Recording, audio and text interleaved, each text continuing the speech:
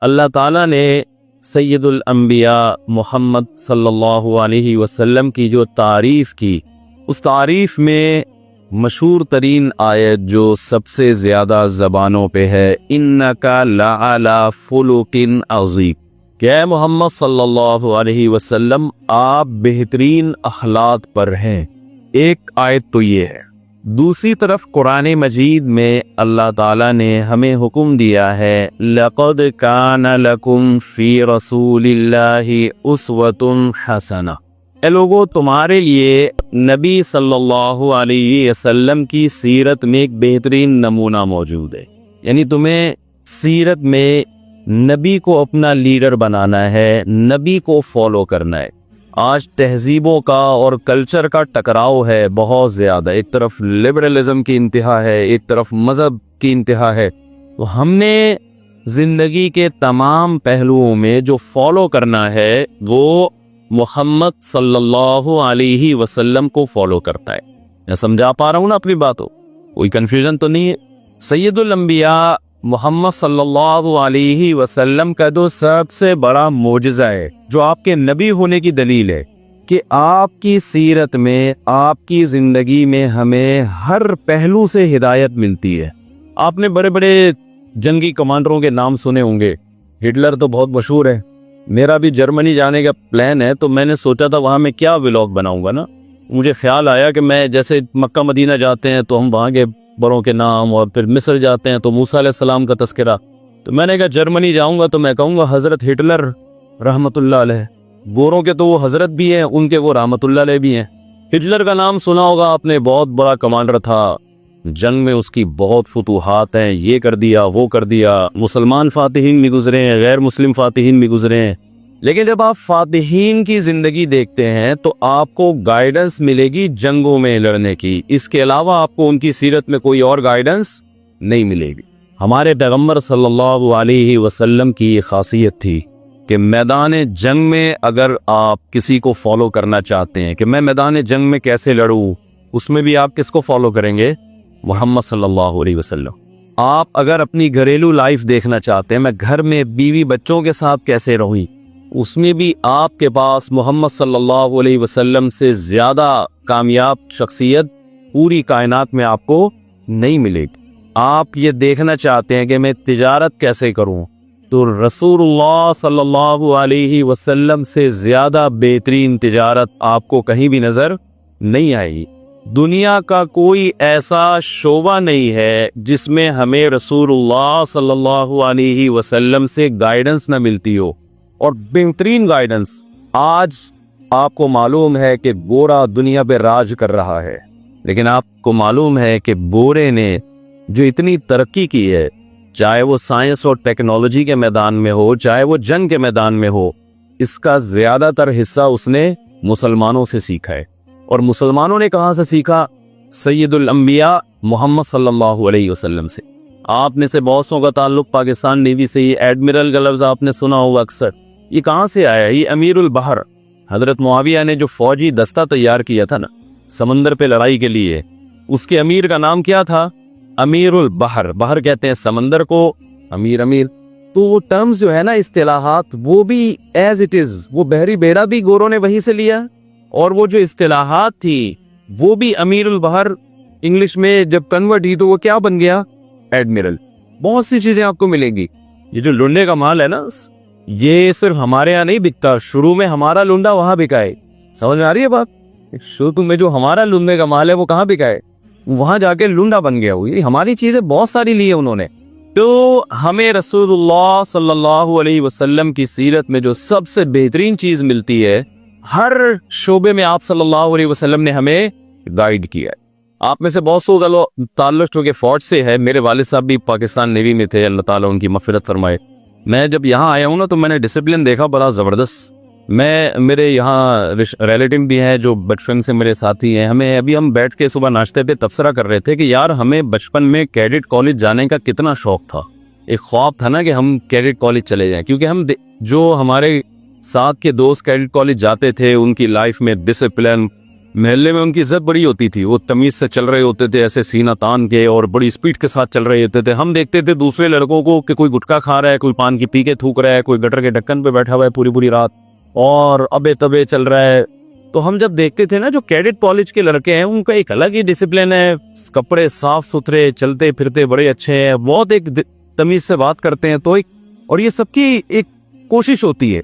तो जब मैं यहाँ आया हूँ तो मुझे बचपन याद आ गया और अपने पुराने दोस्तों से तस्करा करने लगे। मैंने कहा भाई आपने ट्राई की थी? यार हमारा भी बड़ा ख्वाब था कैडेट कॉलेज जाने का। तो मैंने कहा हमारा भी बड़ा, बच्चों को दो चीज़ों का शौक होता है, तो पायलट बनने का या उनका एक ख्वाब होता है किसी तरह किसी ऐसे इदारे में वो पढ़ लें जिसका कंट्रोल हमारी फोर्सेस के हाथ में। ये जो डिसिप्लिन है, आपको मालूम है कि ये डिसिप्लिन हमें मोहम्मद सल्लल्लाहु अलैहि वसल्लम ने सिखाया। सबसे पहले नबी सल्लल्लाहु अलैहि वसल्लम के दुनिया में आने से पहले लोग डिसिप्लिन नहीं जानते थे। आपने अरब के वो बद्दू जिन पे कोई हुकूमत करना पसंद नहीं करता था, वो अरब जिन पे कोई हुकूमत करना कि इनको संभालेगा कौन, उनको आपने नमाजों में लाइन में खड़े होना सिखाया। और ऐसी सीधी लाइन आप सल्लल्लाहु अलैहि वसल्लम बनाते थे कि एक सहाबी को देखा रसूलुल्लाह सल्लल्लाहु अलैहि वसल्लम ने, उनका सीना और पेट थोड़ा सा सबसे आगे है। आप सल्लल्लाहु अलैहि वसल्लम ने नेज़े की नोक उनके पेट पे लगाई और उनको थोड़ा सा पीछे किया। उन्होंने अर्ज किया या रसूल अल्लाह, मेरे तकलीफ हुई है, आपने मुझे जख्म पहुंचाया है, मैं इसका बदला लूंगा। इस्लाम का एक कायदा है, कानून है, वजज़ा उसय्यतिन सय्यतुम मिस्लिहा, कोई तुम पे ज्यादती करे तुम भी बदला लोगे। हमारे नबी सल्लल्लाहु अलैहि वसल्लम ने भी अपना पेट मुबारक खोल दिया, ठीक है भाई बदला ले लो। उन्होंने फौरन आप सल्लल्लाहु अलैहि वसल्लम के पेट पे बोसा लिया और फरमाया या रसूल अल्लाह, मेरे पास हदीस का मफहूम है कि आपके पेट के बोसा लेने का इसके अलावा मेरे पास कोई जरिया नहीं था। तो कैसे डिसिप्लिन सिखाया जा रहा है। सफ में आड़े तिरछे भी तो खड़े हो सकते थे ना। आप हमारे नबी सल्लल्लाहु अलैहि वसल्लम की जिंदगी देखें, आज जितना सुस्त होगा वो सोसाइटी में एक समझा जाता है बुजुर्ग होने की अलामत, कि जी हमारे जो पीर साहब है ना वो इतने नेक हैं कि वो हिल ही नहीं सकते। देखा होगा आपने, हमारे नबी सल्लल्लाहु अलैहि वसल्लम ने जो टीम तैयार की उनमें ऐसे ऐसे सहाबा थे। सलमा इब्ने अकवा रजी अल्लाह ताला अन्हु, वो घोड़े की रफ्तार से ज्यादा तेज दौड़ लिया करते थे। हजरत उमर रजी अल्लाह ताला अन्हु के दौर में 22 लाख मुरब्बा मील का एरिया था जिस पर हजरत उमर की हुकूमत थी। इतने थोड़े से अरसे में 40-50 साल के अरसे में इतनी जबरदस्त एक रियासत कायम कर देना, ये मोटिवेशन उन्हें कहाँ से मिली थी? ये नबी सल्लल्लाहु अलैहि वसल्लम से मिली थी उनको मोटिवेशन। अब मैं आपसे ये अर्ज करता हूँ कि एक मोटिवेशन वो है जो मोहम्मद सल्लल्लाहु अलैहि वसल्लम की तरफ से मिलती है, उसके रिजल्ट क्या निकलता है, और एक मोटिवेशन वो है जो गैर मुस्लिम कुव्वते देखें फौज का सिस्टम पाकिस्तान में भी है, यूएसए में भी है, यूरोप में भी है। मैं मिला हूँ, दुनिया भर में गया हूँ मैं। हमारे यहाँ फौज में जो भर्ती होने का रेशो है वो बहुत ज्यादा है। बहुत लोग चाहते हैं कि हम Pakistan army, Pakistan navy, air force join करें। दूसरे कंट्रीज में ये इतना ज्यादा कंपटीशन नहीं है। वजह क्या है? हमारे नबी सल्लल्लाहु अलैहि वसल्लम ने हमें शहादत के फजाइल सुनाए हैं। शहीद का लफ्ज आप बताइए, क्या इस्लाम के अलावा किसी और रिलीजन के पास है ये शहीद का लफ्ज? उन्होंने हमसे उधार तो लिया है, हमसे ये लफ्ज उधार लेके अपने फौजियों पे फिट करना शुरू किया है, लेकिन ये है किसका? ये टर्म है किसकी? ये इस्लाम की टर्म्स है। और मैं आपसे अर्ज करूं, मैंने शहीदों के खून की खुशबू अपनी नाक से सूंघी है। ये करामत है जो अल्लाह दुनिया में दिखाते हैं।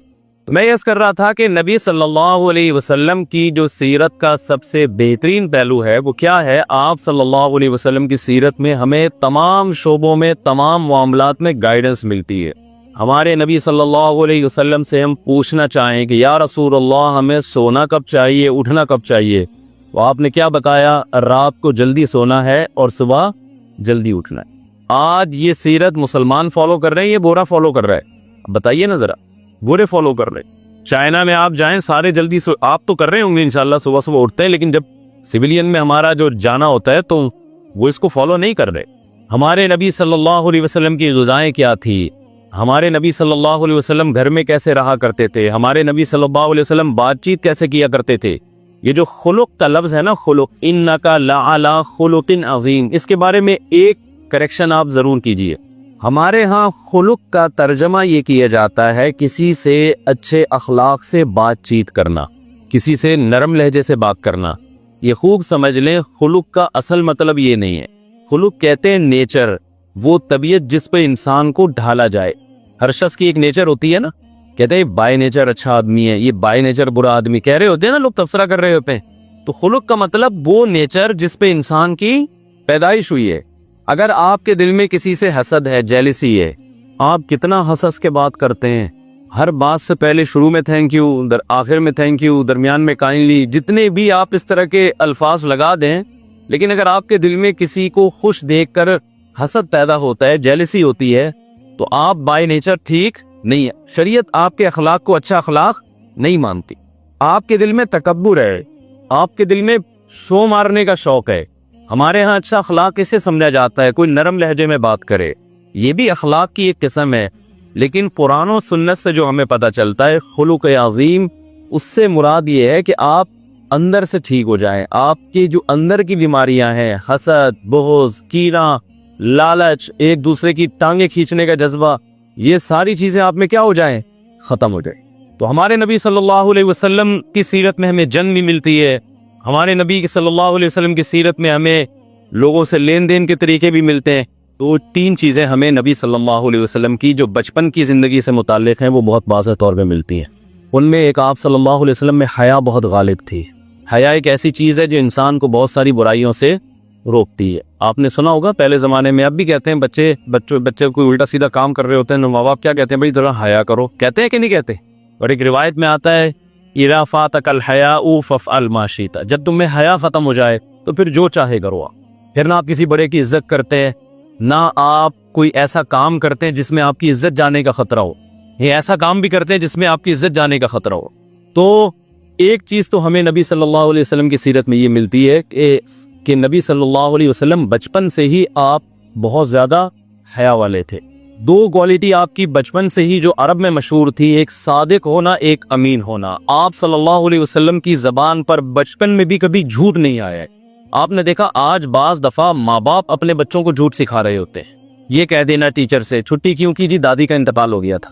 ایک دفعہ ایک بچے کی دادی گئی ہے اسکول میں نا، اور بچے کو لینے گئی کہ میرا بیٹا آج لیٹ ہو گیا، کہاں ہے؟ تو انہوں نے کہا وہ تو آپ کے انتقال، آپ کے جنازے پہ گیا ہوا ہے۔ وہ اسکول کے ٹیچر نے کہا کہ وہ تو آپ کے جنازے پہ گیا ہوا ہے۔ تو والدین بچوں کو بتا رہے ہوتے ہیں کہ چھٹی کر لو، اسکول میں یہ کہہ دینا یہ ہو گیا تھا۔ تو وہ بچپن سے کیا سکھا رہے ہیں؟ جھوٹ بولنا سکھا رہے ہیں۔ تو وہ کل آپ سے بھی جھوٹ بولے وقت، دیکھیے عجیب بات ہے، نبی صلی اللہ علیہ وسلم نے 40 سال کے بعد نبوت کا جب دعویٰ کیا نا کہ میں اللہ کا نبی ہوں، تو آپ نے اپنی نماز کو پیش نہیں کیا کہ دیکھو میں اتنے عرصے سے نماز پڑھ رہا ہوں، دیکھو میں غار حرا میں جا کے عبادت کر رہا ہوں، یہ اس کی علامت ہے میں سچا نبی ہوں۔ نہ یہ چیزیں پیش نہیں کی ہیں، بلکہ آپ نے فرمایا کہ بتاؤ کیا تم نے زندگی میں میری زبان سے کبھی جھوٹ سنا ہے کیا؟ سمجھ میں آ رہی ہے بات؟ کیریکٹر کو پیش کیا ہے، کیریکٹر۔ کبھی خیانت دیکھی؟ کبھی میری زبان سے زندگی میں جھوٹ نکلا ہو، یہ خیانت کی ہو، قوم کے ساتھ خیانت کی؟ کیونکہ جو لالچی ہوتا ہے، جھوٹا ہوتا ہے، اس میں دو چیزیں سب سے زیادہ، وہ خائن ہوگا، جو 2 نمبر آدمی ہوتا ہے نا، وہ جھوٹ نہیں، وہ کبھی سچ نہیں بولتا، جہاں اس کا مفاد نظر آئے گا اپنی زبان کو بدل دے۔ تو نبی صلی اللہ علیہ وسلم نے کیریکٹر پیش کیا۔ بلکہ میں عجیب بات آپ کو بتاؤں کہ قرآن میں جہاں کچھ غیر مسلموں کی اچھی کوالٹیز بیان کی گئی ہیں نا، قرآن میں بعض آیتیں ایسی جن میں عیسائیوں کی تعریف کی اللہ تعالیٰ نے، ان میں بھی ان کے کیریکٹر کی تعریف کی ہے۔ وَمِنْهُمْ مَنْ إِنْ تَأْمَنْهُ بِدِينَارٍ لَا يُؤَدِّهِ إِلَيْكَ إِلَّا مَا دُمْتَ عَلَيْهِ قَائِمًا وَمِنْهُمْ مَنْ إِنْ تَأْمَنْهُ بِقِنْطَارٍ يُؤَدِّهِ إِلَيْكَ۔ اللہ فرماتے ہیں ان اہل کتاب میں، یہود و نصارہ میں کچھ ایسے لوگ ہیں کہ اگر 1 دینار تھوڑا سا آپ نے ان کو 1 درہم بھی اگر دے دیا، تھوڑی سی رقم بھی دے دی، آپ ان سے واپس بھی لے سکتے جب تک اس کے سر پہ جا کے کھڑے نہ ہو جائیں۔ مالی معاملات 2 نمبری کریں گے۔ لیکن قرآن کہہ رہے ہیں ان اہل کتاب میں، عیسائیوں میں، یہودیوں میں کچھ ایسے لوگ بھی ہیں کہ آپ سونے کا پہاڑ بھی اگر بطور امانت رکھوا دیں ان کے پاس، تو یہ پورا آپ کو اسی طرح لوٹائیں گے جس طرح آپ نے ان کے پاس رکھوایا تھا۔ تو قرآن کیریکٹر کو بیس بنا رہا ہے، بیس ہے، بنیاد ہے انسان کے اچھے اور برے ہونے کی۔ آج ہمیں افسوس کے ساتھ یہ کہنا پڑتا ہے کہ مسلمان کا جو مسلمان میں نماز نظر آئے گی، آپ کو حج نظر آئے گا، کیریکٹر کے لحاظ سے مسلمان کیا ہو گیا؟ بہت زیادہ پیچھے ہو گیا۔ کیریکٹر میں 2 چیزیں آتی ہیں، ایک خیانت نہیں کرنی کسی کے ساتھ، آپ نے 2 نمبری نہیں کرنی ہے۔ نمبر 2 آپ کی زبان پہ کبھی جھوٹ نہیں آنا چاہیے۔ تو رسول اللہ صلی اللہ علیہ وسلم نے جب نبوت کا دعویٰ کیا تو آپ نے اپنی 40 سال کی جو زندگی پیش کی ہے، جس میں بچپن بھی جوانی بھی، اس میں اپنی 2 کوالٹیز پیش کی ہیں کہ نمبر 1 میں صادق ہوں، میں کبھی جھوٹ نہیں بولا میں نے، نمبر 2 میں نے کبھی کسی کے ساتھ خیانت نہیں کی۔ تو یہ کوالٹیز ہمیں اپنے اندر پیدا کرنے کی بہت زیادہ ضرورت۔ اکثر وہ کرایہ دار شکایت کرتے ہیں، مجھ سے میرے پاس ہر طبقہ آتا ہے نا مسائل کے لیے کہ یار وہ مالک مکان جو ہے نا مفتی صاحب ابھی پہلی تاریخ ہی ہوتی ہے اور 4-5 دن کے بعد آ کے گھر پہ گھنٹی بجانے کے لیے کھڑا ہو جاتا ہے کہ کرایہ نکالو، تنگ کرتا ہے، جیسے میں لے کے بھاگ جاؤں گا۔ میں نے کہا ہونا تو یہ چاہیے کہ جب پہلی تاریخ ہوئی ہے تو آپ خود اس کے اکاؤنٹ میں پیسے ٹرانسفر کر دیں، یہ تو آپ کی ذمہ داری ہے نا، یہ اس کا حق تھوڑی ہے کہ آپ سے مانگے۔ تو پیسوں کے لین دین میں انسان میں گڑبڑ نہیں ہونی چاہیے۔ اے ایمان والو، اسلام میں مکمل داخل ہو جاؤ۔ اسلام میں مکمل داخل ہونے میں جو چیز سب سے بڑی رکاوٹ ہے وہ ہے انسان کی خواہشات۔ اس پر پچھلے ہفتے میں نے بات شروع کی تھی کہ انسان جب دنیا میں آتا ہے، دنیا میں آتے ہی خواہشات کی ایک دنیا ہے، خواہشات شروع ہو جاتی ہیں، چاہتیں شروع ہو جاتی ہیں۔ پیدا ہوتے ہی چیخیں مارتا ہے، اس کو دودھ چاہیے، کھلونے چاہیے، اس کو نہیں ملیں گے غصہ کرتا ہے۔ تو یہ اس میں خواہشات ہیں جو پیدا ہوتے ہی شروع ہو جاتی ہیں۔ جب تک ماں کے پیٹ میں تھا تو کوئی خواہش نہیں تھی، ایک ہی خواہش ہوتی ہے باہر آ جاؤں میں کسی طریقے سے، اور وہ قدرت نے انتظام کیا ہوا ہے اس کو باہر لانے کا، لیکن ڈاکٹروں کو اللہ کا بنایا ہوا نظام چونکہ پسند نہیں ہے، لہذا وہ قصائی بن کے چیر پھاڑ کر کے ٹائم سے پہلے نکال لیتے ہیں۔ ڈاکٹروں کا خیال یہ ہے کہ اللہ تعالیٰ نے کا نظام غلط ہے، یہ جو نیچرل ہے، نارمل ڈیلیوری جسے کہا جاتا ہے، ہمیں اللہ سے چونکہ زیادہ پتہ ہے لہذا ہم کاٹیں گے اور بچے کو مارکیٹ میں خود لے کر آئیں گے۔ خیر موضوع نہ تبدیل ہو جائے، میں اصل موضوع پہ آتا ہوں۔ آپ کہہ سکتے ہیں کچھ عورتیں بیمار بھی تو ہوتی ہیں، کچھ یقیناً ہو سکتی ہیں، یہ نہیں ہو سکتا کہ ہر 2-3 کے بعد آپریشن، 2-3 کے بعد آپریشن، اس سے تو دنیا کا نظام ہی تباہ و برباد ہو جائے۔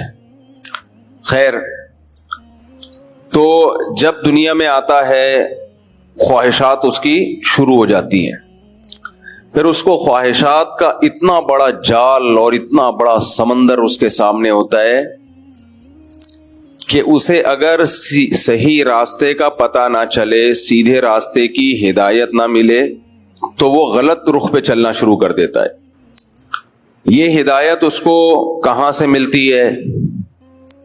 یہ ہدایت اس کو کبھی کلچر بتاتا ہے صحیح کیا ہے غلط کیا ہے، اس کا خاندان بھی بتا رہا ہوتا ہے، اس کے دوست احباب اس کو گائیڈ کر رہے ہوتے ہیں، یعنی پہلے دن سے اس کو گائیڈنس ملنا شروع، کچھ بعض دفعہ اس کی عقل بھی ہدایت دے رہی ہوتی ہے اس کو، وہ بتا رہی ہوتی ہے یہ صحیح ہے یہ غلط ہے۔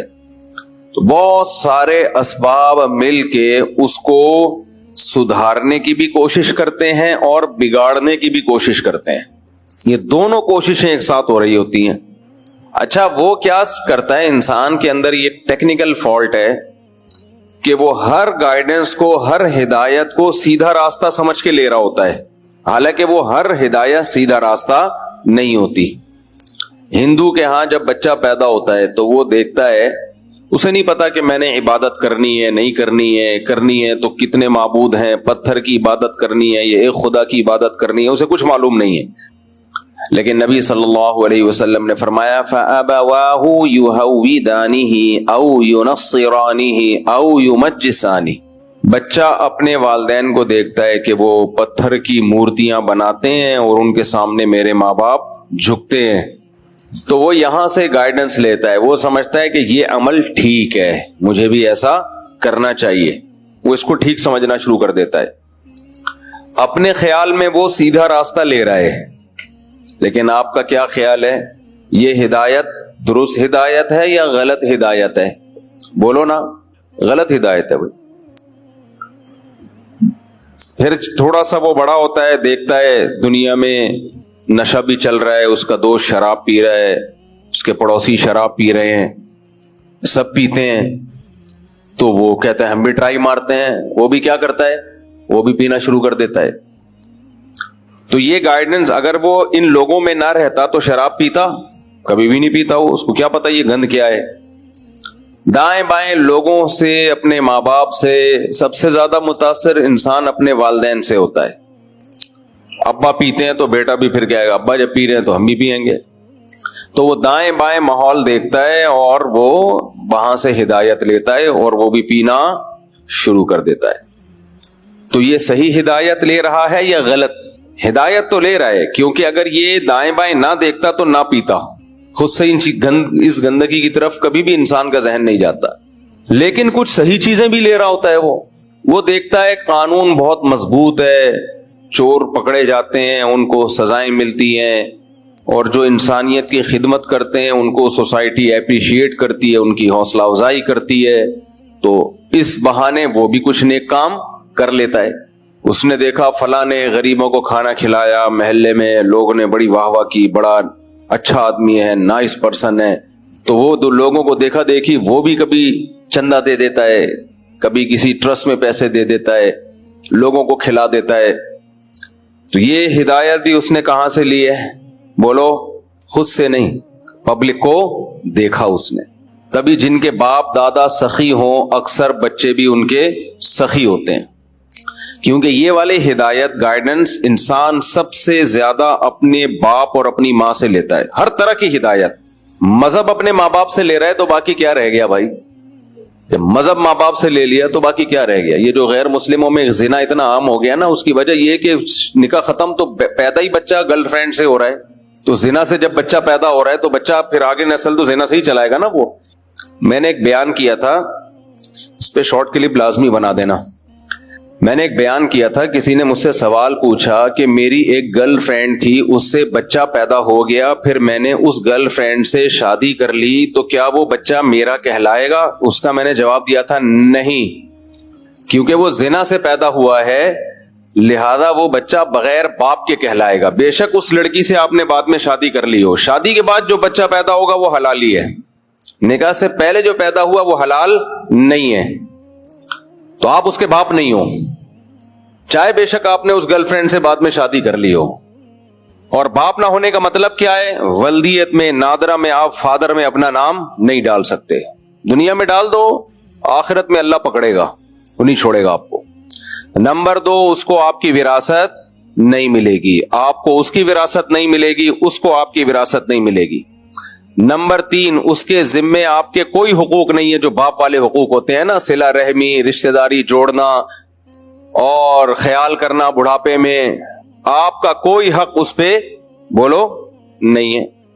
چوتھی بات, آپ کا بھائی اس کا چچا نہیں کہلائے گا, آپ کا بڑا بھائی اس کا تایا نہیں کہلائے گا, اس کا ددیال سے کوئی لینا دینا نہیں ہے. یہ میں نے مسئلہ بیان کیا. میں نے کہا اس کا نسب چلے گا ماں سے. اس کا نسب کس سے چلے گا؟ ماں سے. دیکھو, ایک آدم علیہ السلام اللہ نے پیدا کیے جو سب کے باپ ہیں, ان کا کوئی والد نہیں ہے.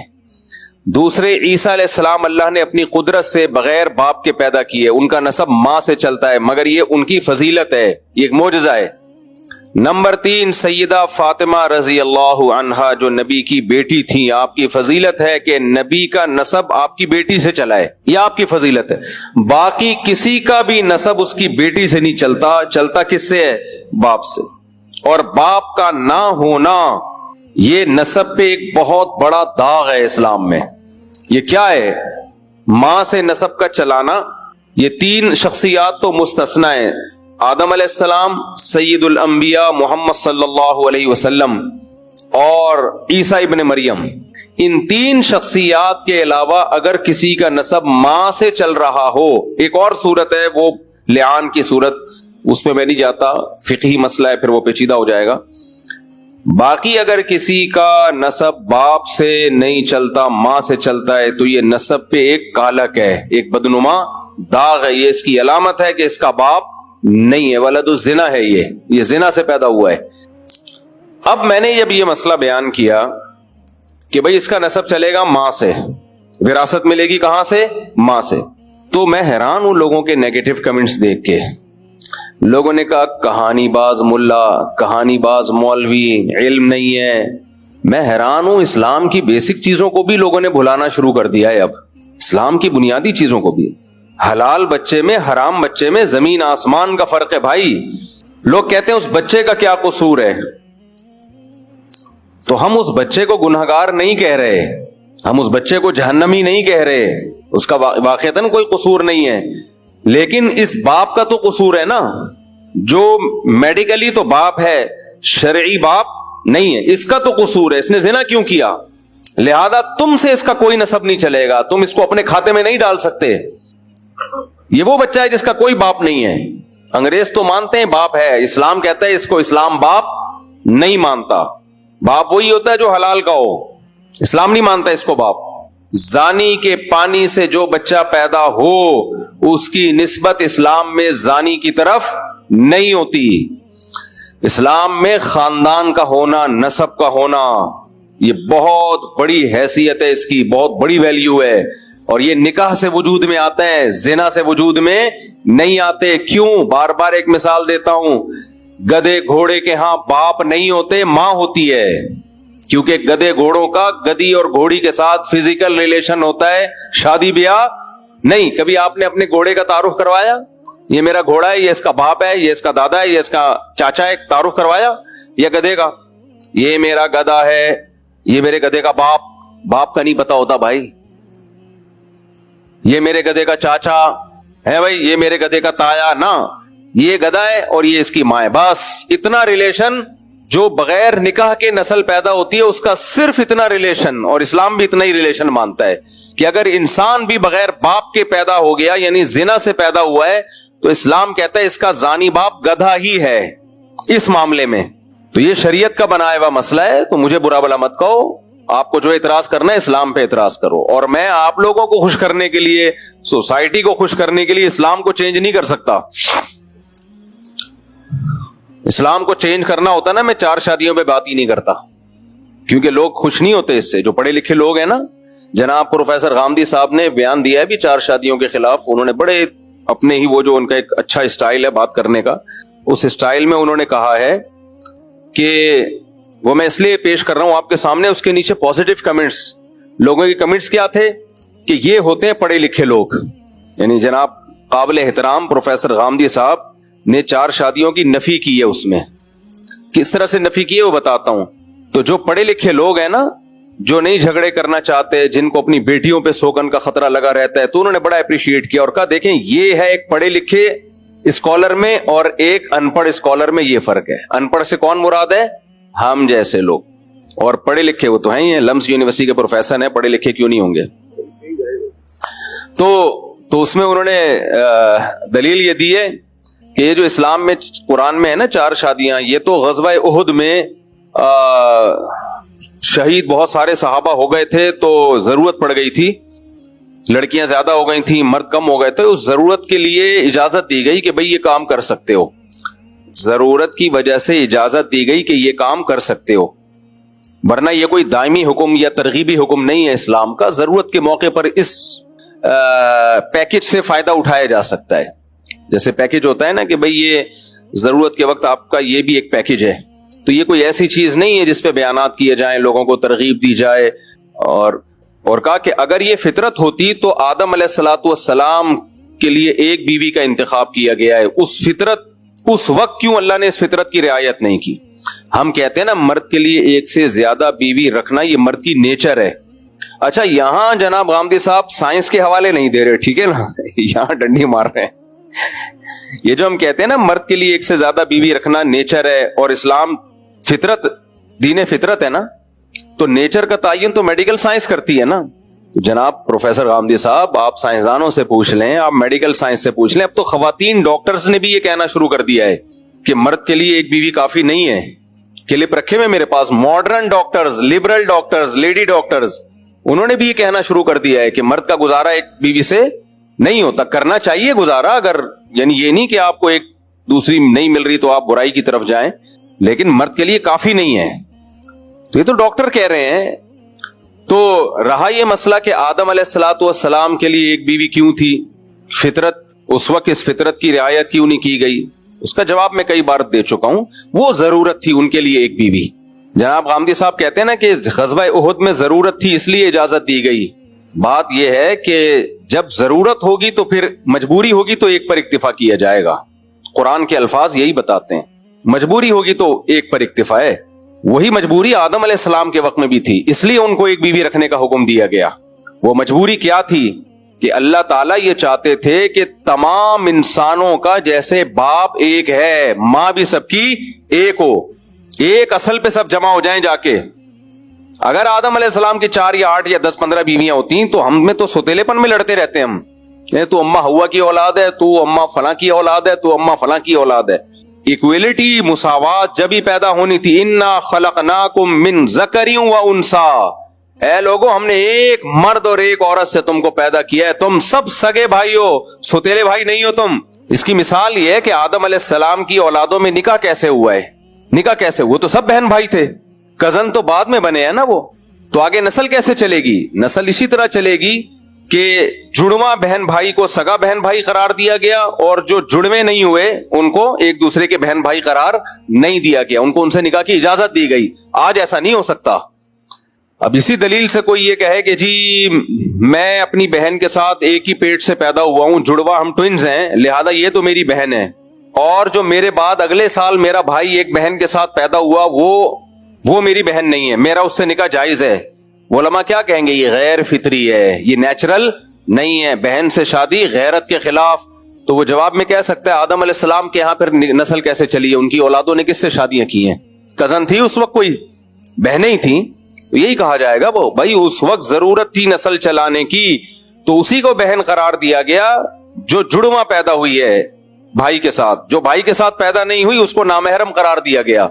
लेकिन अब ये जरूरत खत्म, अब आपके माँ एक हो बाप एक हो, माँ अलग हो बाप एक हो, बाप अलग हो माँ एक हो, सोतेले बहन भाई को भी बहन भाई करार दे दिया। हत्ता कि आपने किसी खातून से शादी की, उसकी बेटी को भी आपकी बेटी करार दे दिया गया, तो वो जरूरत खत्म हो गई है। तो अल्लाह का शुक्र है हम जाहिल ही अच्छे हैं, अल्हम्दुलिल्लाह अनपढ़ ही अच्छे हैं, अल्लाह का फजल है। क्योंकि हम जो अगर ये मॉडर्न इस्लाम की तरफ चले गए ना, तो इस मॉडर्न इस्लाम ने, जो आज के स्कॉलर्स ने लोगों की आसानी के लिए इस्लाम को चेंज करना शुरू कर दिया है, तो हम भी चेंज करके वही हशर करते इस दीन का जो यहूद और नसारा ने किया है। तो इसलिए मुझे ये कहने में कोई शर्म नहीं आती कि इस्लाम में असल 4 शादियां ही हैं, या आप में तप्पड़ नहीं है तो इस्लाम को चेंज करने की कोशिश मत करो। बस कुरान के अल्फाज देखो, इन खिफ्तुम अल्ला तुक़सितू फिल यतामा, अगर तुम्हें खौफ हो कि तुम यतीम बच्चियों में अदल नहीं कर सकते, फनकिहू मा ताब लकुम मिनन निसाई मसना व सुलासा व रुबा, तो जो तुम्हें पसंद आए उनमें 2-2, 3-3, 4-4 से निकाह करो। 2 से तो अल्लाह शुरू कर रहे हैं।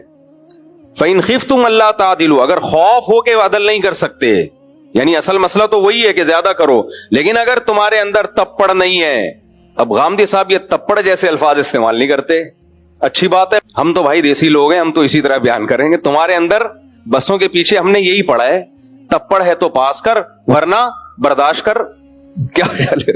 तो हम तो वही बताएंगे जो, अभी हमारा कसूर थोड़ी है कि हमारी जबान ऐसी हो गई। गामदी साहब लम यूनिवर्सिटी में रहे हैं, उनकी जबान में बड़ी शाइस्तगी है, तप्पड़ वप्पड़ जैसे अल्फाज नहीं आ रहे होते। भाई हमने भी SM साइंस कॉलेज में पढ़ा है, और जब हम जाते थे तो बसों के पीछे हमें यही नजर आता था, तप्पड़ है तो पास कर वरना बर्दाश्त कर। अब जो पढ़ा है वही बयान करेंगे ना, क्या ख्याल है भाई? तो ये हमारा कसूर नहीं है भाई, जो सोसाइटी में जो चीज नजर आ रही होती है। हाँ, बयान हम, स्टाइल हमारा ये होगा, बयान हमारा गलत नहीं होगा। बयान हमने कुरान और सुन्नत में जो पढ़ा है, 8 साल मदरसों में बैठ के और पढ़ा, उसमें कुरान और सुन्नत है, मदरसे वालों ने अपना कुछ नहीं पढ़ाया हमें, तो बयान हम वो करेंगे, बयान इंशाल्लाह गलत नहीं करेंगे हम। तो स्टाइल ठीक है, हम भी मरते हैं गामदी साहब के स्टाइल, माशाल्लाह बड़ा अच्छा स्टाइल है, लेकिन सब कुछ स्टाइल नहीं होता मेरे भाई। पहले बात में वजन देखा जाता है कि आप इजमाई उम्मत के खिलाफ बात कर रहे हैं, आप पूरी उम्मत से हटके एक अलग चीज लेकर आ रहे हैं, और फिर उसकी तफसीर भी आप गलत कर रहे हैं। अब यहाँ प्रोफेसर गामदी साहब, मेरा मौजूद 4 शादियां नहीं है, लेकिन अब बात आ गई है तो मैं बता दूं ना, मैं ये 4 शादियां की फजीलत साबित करने के लिए नहीं कर रहा, वो तो मैं 20 दफा कर चुका हूं बयान। मैं सिर्फ ये बताने के लिए कि कहां जनाब प्रोफेसर गामदी साहब गड़बड़ करते हैं और सादा लौह अवाम उस गड़बड़ से मुतासिर हो जाती है। दलाइल की दुनिया में वो इतनी मजबूत बात नहीं होती। अब मैं मिसाल देता हूं, एक तो गज़वा उहुद का वाकया बयान कर दिया। पहली बात, आपने जो इस आयत की तफसीर में कहा कि गज़वा उहुद में ऐसा हुआ था इसलिए इजाजत दे दी गई, तो ये तो आपने हदीस से लिया है। एक तरफ आप कहते हैं हदीस एक तारीखी किताबें हैं, वो हुज्जत नहीं है, ये उनका क्लिप मौजूद है कि हदीस तो एक तारीख की किताब है। अगर ये हिस्ट्री की किताब है, तारीख की किताब है, हम भी मानते हैं तारीख की किताब है, लेकिन किसकी हिस्ट्री है? पैगंबर की बातें उसमें, ہسٹری اگر مستند ذریعے سے ہم تک پہنچی ہو تو مانی جائے گی یا رد کیا جائے گا؟ مانی جائے گی. تو نبی کی ہسٹری اگر اس میں بیان ہو رہی ہے اور نبی کے اقوال بیان ہو رہے ہیں تو ہم اس کو کیسے رد کر سکتے ہیں؟ وہ نبی کے آرڈرز ہیں. تو آپ نے کیا کیا کہ جب وہ حدیث آپ کے فیور میں جا رہی ہے تو آپ اس حدیث سے استدلال کر رہے ہیں, اور جب وہ آپ کے فیور میں نہیں ہے تو آپ کہتے ہیں یہ حدیثیں تاریخ کی کتابیں ہیں. تو قرآن میں کہاں لکھا ہے کہ یہ غزوہ احد کے موقع پہ ایسا ہوا تھا؟ یہ تو حدیث سے ہے. اور سیدہ عائشہ رضی اللہ تعالی عنہا اس حدیث کی کیا تفسیر کرتی ہیں؟ بخاری میں وہ تفسیر موجود ہے. اگر آپ نے حدیث ہی لینی ہے تو بخاری کی حضرت عائشہ کی تفسیر لیں. حضرت عائشہ فرماتی ہیں کہ پہلے زمانے میں یعنی نبی کے دور میں ایسا ہوتا تھا کہ یتیم بچیاں کسی شخص کی کفالت میں ہوتی تھیں, وہ چاہتا تھا اس یتیم بچی سے شادی کرنا. جیسے کوئی نامحرم بچی لے کے پال لی, اب وہ جب جوان ہو رہی ہے تو دل چاہ رہا ہے کہ میں ہی اس سے نکاح کر لوں. تو وہ کیا کرتے تھے, اس بچی کا جتنا مہر بنتا تھا نا اتنا نہیں دیتے تھے, کم مہر. اب بچی کا باپ زندہ ہوتا تو وہ اپنی بیٹی کو کم مہر میں نہیں جانے دیتا. وہ کہتا ہے میری بیٹی میں یہ خاصیت ہے تو میں اس کا زیادہ مہر لوں گا. اب مطالبہ کرنے والا باپ تو ہے نہیں, تو یہ شخص کیا کرتا تھا, نکاح کرنے کے لیے بہت تھوڑا مہر کر کے خود ہی اس سے نکاح کر لیتا تھا. تو اللہ نے فرمایا کہ یہ یتیم بچی کے ساتھ ظلم ہے کہ تم اس کو مہر کم دے رہے ہو اور اس سے نکاح کر رہے ہو. اس سے نکاح کرنا ہے تو اتنا مہر دو جتنا اس کی خاندان کی عورتوں کا, جس کو مہر مثل کہا جاتا ہے, جو ان کا اسٹینڈرڈ ہے. ادروائز تم اس سے نکاح مت کرو. اب ایک انسان کو دھچکا لگتا ہے کہ میں اس سے نکاح نہیں کروں. عرب میں نکاح کرنا آسان نہیں تھا کیونکہ لوگ 2-2, 3-3, 4-4 شادیوں کا رواج تھا. جو شادی کے قابل لڑکیاں وہ ملتی نہیں تھی لوگوں کو. ہماری طرح نہیں تھا کہ وہ اخباروں میں اشتہار دے دے کے شادیاں ہو رہی ہیں لڑکیوں کی, شادی دفتروں میں جا جا کے اور شادی پیج بنا کے. ایسا صحابہ کے دور میں نہیں تھا کیونکہ رواج تھا. عرب میں تو 10-10 بیویاں رکھنے کا رواج تھا, 10-10 رکھا کرتے تھے. تو اب جو بھی بہت اونچے مالدار لوگ ہوتے, ذرا ان کی پرسنالٹی ہوتی, وہ سب کی شادیاں ہو جاتی. لڑکیاں ملنا آسان نہیں تھا. اس سے اندازہ لگاؤ کہ قرآن کہہ رہے جب کوئی عورت بیوہ ہو جائے نا تو فوراً نکاح کا پیغام مت بھیجو, عدت گزرنے کا انتظار کرو. پھر قرآن کہہ رہے علیم اللہ انکم ستذکرونہن, اللہ کو پتہ ہے بہت مشکل ہوگا تمہارے لیے پیغام بھیجنے میں تاخیر کرنا, لہذا گول مول طریقے سے بھیج دیا کرو. تو بیوہ عورت کے بارے میں اللہ قرآن کہہ رہا ہے کہ صحابہ کو کہ تمہارے لیے صبر بہت مشکل ہوگا. یہ بیوہ عورت کے بارے میں, یعنی اس کو فوراً سب لوگ پیغام بھیجیں گے تو تم بھی گول مول بھیج دو, سراہتن نہ بھیجو, عدت کا انتظار کرو. آج ہے ایسا؟ آج تو بیوہ عورت عدت کیا, عدت کے بعد بھی 10-10 سال گزر جاتے ہیں, پیغام نہیں آتا. تو یہ انہی افلاطونیوں کی وجہ سے ہے کہ ایکچولی کر کے پورے دین کا بیڑا غرق کر دیا. ایکچولی اس دور میں تو ایسا, ایکچولی اس دور میں 4-4 شادیوں سے زیادہ کا رواج تھا, اس لیے لڑکیاں ملتی نہیں تھیں. اب کسی نے یتیم بچی پالی بھی ہے تو اسی پہ اس کا دل آتا تھا میں شادی کروں گا. اب پیسے ہیں نہیں شادی کے مہر دینے کے, تو وہ کیا کرتے تھے, یار تھوڑا مہر دے دو اور کر لو نکاح. قرآن نے ظلم سے روکا, اور الفاظ دیکھو وَإِنْ خِفْتُمْ أَلَّا تُقْسِطُوا فِي الْيَتَامَى, تمہیں خطرہ ہے کہ تم یتیم بچیوں میں ظلم کرو گے, یعنی ان کو پورا مہر نہیں دو گے. تو اللہ کہتے ہیں فَانْكِحُوا مَا طَابَ لَكُم مِّنَ النِّسَاءِ, دیکھو پھر اس سے نکاح مت کرو, تمہارے پاس تو اتنی گنجائشیں ہیں, ان کے علاوہ 2-2, 3-3, 4-4 عورتوں سے نکاح کرو. تو جس مذہب نے 2-2, 3-3, 4-4 عورتوں سے نکاح کی تمہیں پرمیشن دی ہو, تمہیں کیا ضرورت ہے کہ اسی سے کرو؟ پھر کیا ضرورت ہے اسی سے کرو؟ اس کی مثال ایسے ہے جیسے آپ بچے کو یا ہم شوگر کے مریض کو منع کرتے ہیں مٹھائی کھانے سے, وہ پھر بھی لڈو کی طرف ہی بڑھ رہا ہے. ہم کہتے ہیں یار ایک لڈو کے پیچھے کیوں آ رہے ہو, تمہیں تو اللہ نے اتنی اجازت دی ہے, 20 چیزیں ڈاکٹر نے کہا ہے تم کھا سکتے ہو, سموسے بھی کھا سکتے ہو, پکوڑے بھی کھا سکتے ہو, اور خربوزے بھی کھا سکتے ہو, وغیرہ وغیرہ 20 چیزیں کھا سکتے ہو, تو لڈو ہی پہ تیرا دل کیوں آیا ہوا ہے؟ اور کیا کھانے کی چیزیں کم پڑ گئی ہیں؟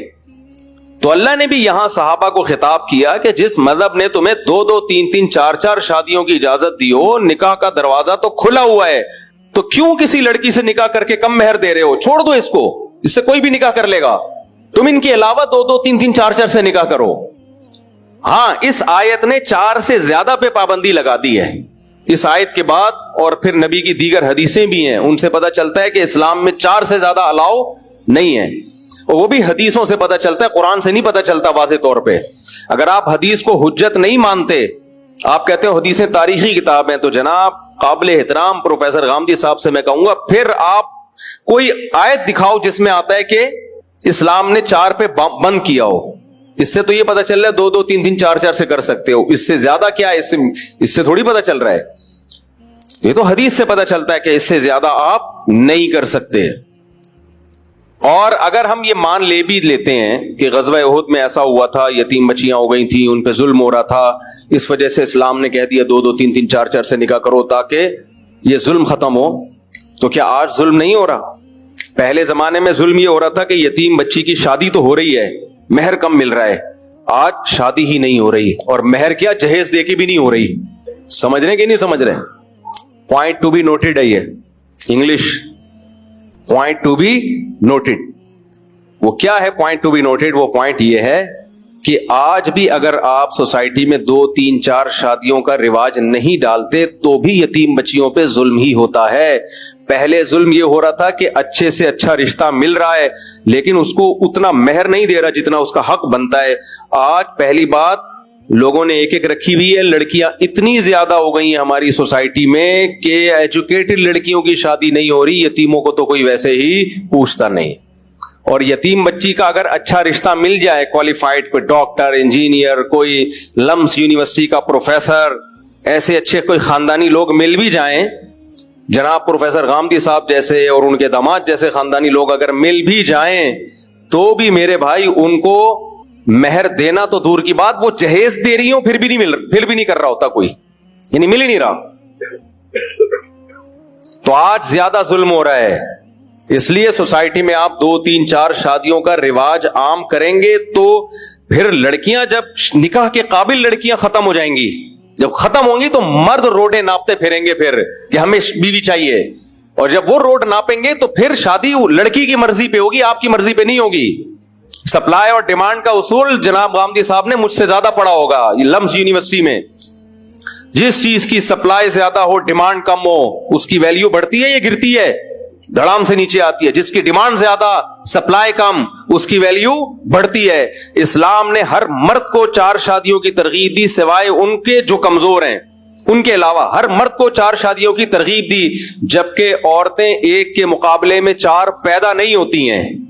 इतना ग्रोथ रेशो थोड़ी है कि 1 करोड़ आबादी है तो 4 करोड़ लड़कियां उसमें, ग्रोथ रेशो बराबर ही रखा है। तो इससे क्या पता चलता है भाई, कोशिश हर शख्स 4 की करेगा, कामयाब नहीं होगा इसमें। कुछ 2 कर लेंगे, बहुत कम होंगे जो 4 कर पाएंगे भी, क्योंकि ये एक तरफा काम नहीं है। वो भी तो राजी होगी ना सामने वाली, तो वो क्यों आपकी दूसरी बीवी बनेगी, क्यों आपकी तीसरी वाइफ बनेगी? वो आप में कोई सुरखाब के पर लग, आप लम्स यूनिवर्सिटी के प्रोफेसर होंगे तो चौथी भी बन जाएगी आपकी, और मैट्रिक के भागे हुए होंगे तो पहली भी नहीं बनेगी। आज गामदी साहब ऐलान करें मैं 3 शादियां और करता हूं, दे दनादन रिश्ते ना आए, मेरा नाम बदल देना। क्यों? लड़कियां परेशान है कि हमें कोई खानदानी आदमी चाहिए। उनके लिए आपने मुसीबत खड़ी कर दी। सब एक एक लेके घूम रहे हैं, एंजॉय कर रहे हैं लाइफ को, देखो माशाल्लाह। अबे जो बाकियों का बेड़ा गर्क हो रहा है, लम्स यूनिवर्सिटी की प्रोफेसर लड़कियां वो मैट्रिक के भगोड़े से शादी कर रही हैं। जो प्रोफेसर है वो तो एजुकेटेड लड़की देख रहा है अपने लिए, और जो फीमेल प्रोफेसर है वो 8वीं के भगोड़ा, 10वीं से भगोड़ा, पीने वाला, कोई सुट्टा लगा रहा है, ये मिल रही है इनको। तो इस्लाम ने जो ये 4 का कह दिया ना, शुक्र है हम इस्लाम के हुक्म को चेंज नहीं कर रहे, क्योंकि हम इस माहौल से मुतासिर नहीं है। इसलिए हमने ऐसी देसीपन दिखाया, भाई जैसे है वैसा ही रहेगा, आपको अच्छा लगे तो भी, आपको बुरा लगे तो भी। सोच रहा हूं थोड़ी सी बीच में इंग्लिश ठिश कर दिया करूं, उससे थोड़ा सा लोग कहेंगे पढ़े लिखे मौलाना साहब है। तो सप्लाई जब ज्यादा होगी, डिमांड कम होगी। हाँ, तो मैं ये कह रहा था कि एक के मुकाबले में 4 औरतें थोड़ी पैदा हो रही हैं, इतना ग्रोथ रेशो तो पूरी दुनिया में कहीं नहीं है। सिर्फ और सिर्फ इसका मकसद ये, सप्लाई के मुकाबले में डिमांड बढ़ जाए ताकि वैल्यू बढ़े औरत की। वैल्यू बढ़ने से क्या होगा? जहेज वेज खत्म, मार्केट से क्या होगा? शार्ट, क्योंकि मर्द की ज्यादा जरूरत रहेगी ना, उसको मिल ही नहीं रही होंगी। दूसरा फायदा क्या होगा? लड़की कभी गैर कुफू में नहीं जाएगी। लड़की के लिए शौहर हमेशा उससे बरतर होगा। अगर लड़की मास्टर्स है तो वो किसी पीएचडी के पास जाएगी, समझ रहे हो? वो अगर ब्रिगेडियर की बेटी है तो मेजर जनरल की बेटी के पास जाएगी। वो अगर वजीर की बेटी है, सदर ममलिकत की मिसाल अच्छी नहीं लग रही, बहरहाल वहां जाएगी। वो अगर रक्शे वाले की बेटी है तो टैक्सी वाले के पास जाएगी। वो टैक्सी वाले की बेटी है तो ट्रक वाले के पास जाएगी। वो ट्रक वाले की बेटी है। बहरहाल माली लिहाज से, दीनी लिहाज से عورت ہمیشہ اپنے سے اوپر جاتی تھی اسلامی معاشرے میں، کیونکہ شریعت کا حکم ہے کہ غیر کفو میں نہیں کرنا ہے. اب کیا ہو رہا ہے؟ اب غیر کفو میں جا رہی ہے. جوڑ کی شادیاں نہیں ہو رہی ہیں اس سے، پھر جب جوڑ کی شادیاں نہیں ہوتی طلاقوں کا ریشو اور بڑھ گیا. اس میں نے بتاتا ہوں نا، مذاق تھوڑی کر رہا ہوتا ہوں. میں تو غامدی صاحب نکاح خوان تھوڑی ہیں، میں تو نکاح بھی پڑھاتا ہوں. غامدی صاحب نے کتنے نکاح پڑھائے ہوں گے؟ آؤ جناب پروفیسر غامدی صاحب، انتہائی احترام کے ساتھ میں آپ کو بتاتا ہوں کس ٹائپ کی شادیاں ہو رہی ہیں مارکیٹ میں. تو میں تو نکاح پڑھا چکا ہوں بھائی. آؤ کبھی ہم آپ کو دکھائیں جو نکاح ہو رہا ہے. اس میں لڑکی ڈاکٹر ہے، لڑکا 8ویں سے بھاگا ہوا، 8ویں بھی کمپلیٹ کر لیتا تو خوشی ہوتی. میں لڑکی کے ابا سے کہہ رہا ہوں یہ کیا ضرورت تھی اس کو دینے کی؟ کہتے ہیں بیٹا 35 سال کی ہو گئی، عمر نکلی جا رہی ہے. غامدی صاحب کے پاس ان مسائل کا کوئی حل نہیں ہے. ایک بات کر دی بس، امت میں ایک چیز ڈال دی، لیکن اسٹائل پہ لوگ مرتے ہیں کہ دیکھو یہ ہوتا ہے پڑھے لکھے لوگوں کا اسٹائل، اور ایک مولوی بیٹھا ہوا ہے انڈا موڑ پہ، تپڑ ہے تو پاس کر ورنہ برداشت کر. مانتا ہوں بھائی ہمارا اسٹائل دیسی ہے. دیکھو ایک ڈاکٹر ریلائبل ڈاکٹر ہے، اس نے وہ علم میڈیکل سائنس باقاعدہ اس نے میڈیکل سائنس پڑھی ہے. آپ اس کے اسٹائل کو نہیں دیکھو گے، آپ علاج اسی سے کرواؤ گے. میں نے بد اخلاق ڈاکٹروں سے بھی لوگوں کو علاج کراتے ہوئے دیکھا ہے، بدتمیز ڈاکٹروں سے بھی. ڈانٹتے ہیں کلینک میں، مارتے ہیں، بھگاتے ہیں، بدتمیزی کرتے ہیں. میں لوگوں سے کہتا ہوں کیوں جاتے ہیں اس کے پاس؟ کہتے ہیں یار شفا اس کے ہاتھ میں، اس کی دوا سے بندہ ٹھیک ہو جاتا ہے. تو اخلاق بھی اچھی چیزیں ہونے چاہیے انسان میں، بات کرنے کا اسٹائل بھی اچھا ہونا چاہیے. یہ سب شریعت کی تعلیمات ہیں. اگر کسی عالم میں نہیں ہے، مجھ میں نہیں ہے، تو ایک عیب ہے، اس کو دور کرنا چاہیے. لیکن یہ نہیں ہو سکتا کہ مسائل آپ علماء یا مفتیان کرام کے علاوہ کسی اور سے پوچھنا شروع کر دیں. ہر چیز کا ایک پراپر طریقہ ہوتا ہے، پراپر وے میں علم حاصل ہوتا ہے. اس کے بعد انسان اس بات کے لائق بنتا ہے کہ وہ شرعی مسائل لوگوں کو بتائے.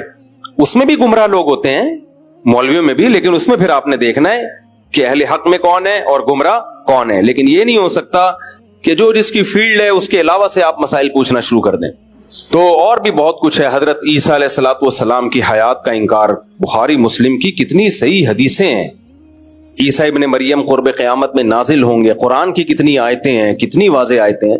تو ابھی ٹاپک نہیں ہے میرا، لیکن یہ بیچ میں ایک بات آ گئی تو اس لیے میں نے اس پہ بات کر لی ہے.